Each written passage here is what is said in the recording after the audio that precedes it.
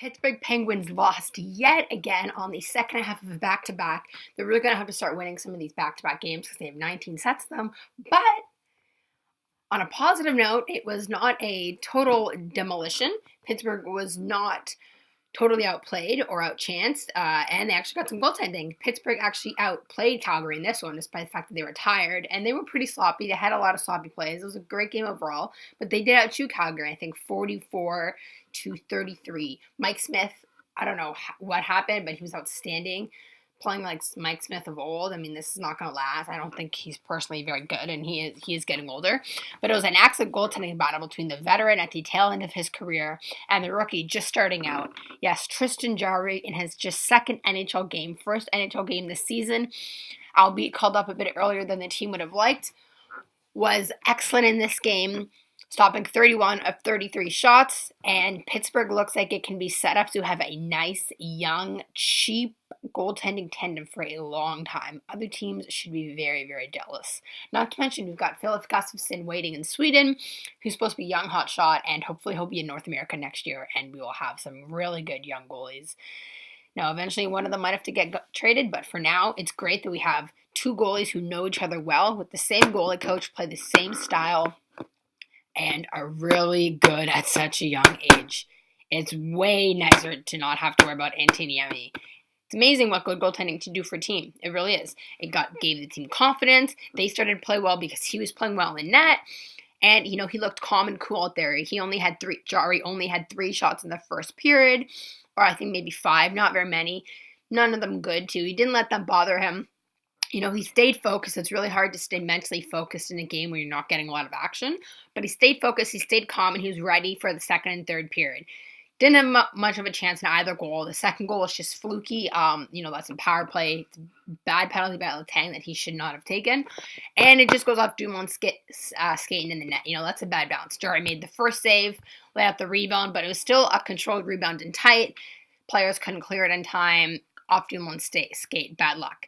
Pittsburgh luckily gets it back when Letang atones for his sins with a great blast from the point, with the goalie pulled the extra attacker out, and then Patrick Hornquist tips it in front of the net. Mike Smith couldn't see it. Of course, he's complaining that they're goalie interference. He complains about every single goal. And then in overtime, it was a perfectly placed shot from Mark Giordano on a beautiful play by Keith Tkachuk. Jarry did screw up by playing the puck. I don't know why he chose to play it in that situation when there's a Calgary player coming right down Main Street. I think he thought that Crosby was going to get to the puck because Crosby was there as well. And, normally that's a pretty good bet Crosby to win. But he totally lost his man. I don't know what he was doing. Just got beat to the puck by Keith Tkachuk, who made a nice little play and kind of got the puck away from him. But Crosby also should have been watching it better. Keith Tkachuk passed to Mark Giordano, top shelf, and Jarry gave him very little room, too. Like, he was perfect. His position was perfect on that. Not challenging too far, not under challenging, played that perfectly, very little daylight. Mark Giordano found the small little room on the top shelf, and that is all she wrote, and they won the game. But, that's just a pretty perfect shot. There's not much anyone's going to do about that.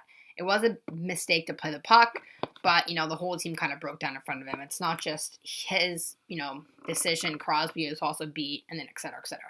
But overall, much better effort from their previous back-to-backs. It's nice not to have a 7-1, 7-1, 5-4, 10-1 loss. Those were pretty embarrassing.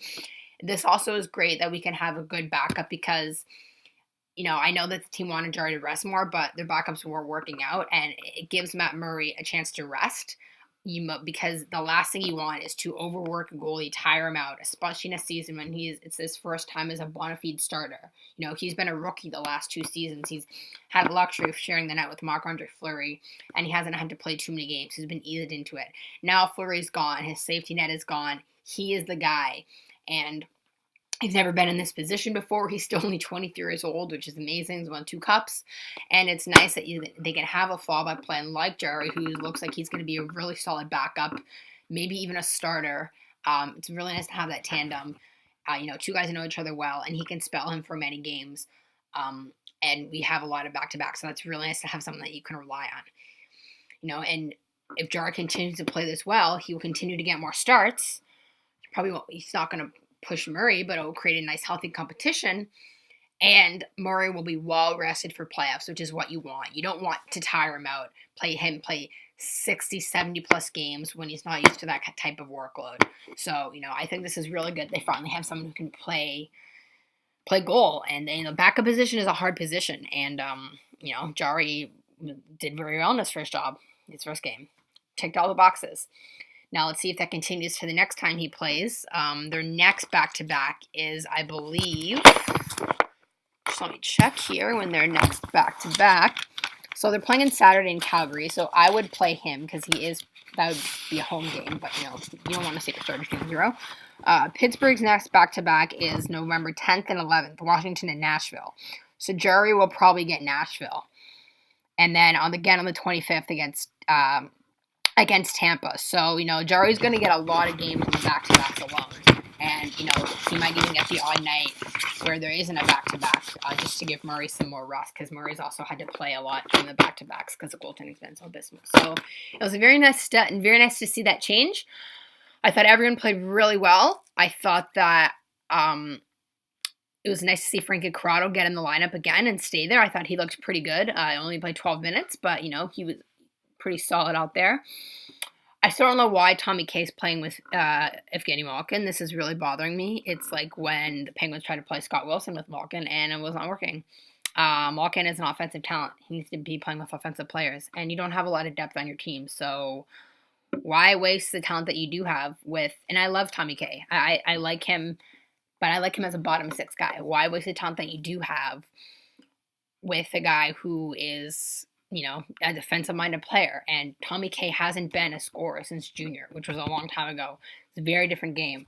So he can't really keep up with Malkin. He doesn't have the skills to keep up with him. I'm fine leaving Malkin with Rust because he's played with him before, and, Rust is fast. But Malkin and Kessel were doing really well together. They had some great chemistry. They played together last season. Why you would break that up, I don't know.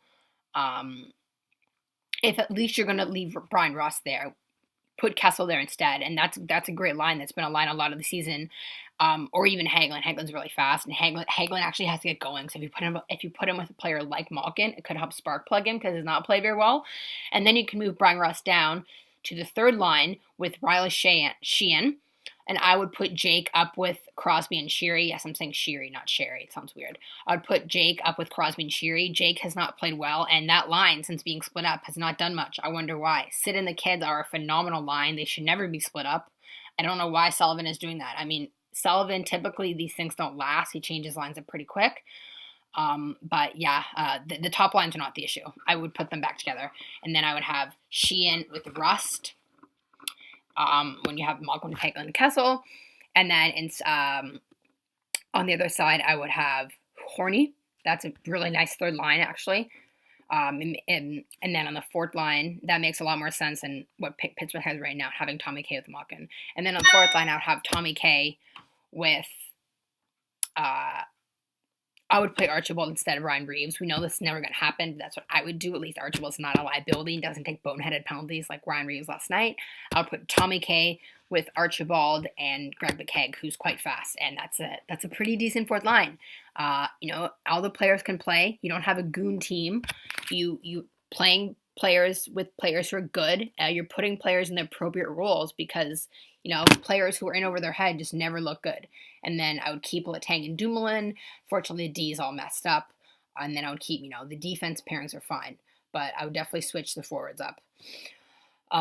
So when Carter Rowney gets back, that will be interesting to see what happens, who slots out of the lineup on center. Riley Sheehan's looked okay so far. Has not, completely overwhelmed me with his talent, but he's not been horrible. A goal would be nice. I'll have to say a goal would be nice. That's why you put him with players like Rust and Hagelin or Rust and Horny who can score to spark plug him and get a goal. Anyway, so that's all I have for this game. Please like if you like. Subscribe if you really like it. Let me know what you thought of the game. What do you think of Jarry-Murray tandem? Because I'm loving it so far, and I think other teams are envious. What do you think of the lineup decisions? And how do you see this playing out? All right, that's all for now. See you on Saturday. Bye. Thanks for watching.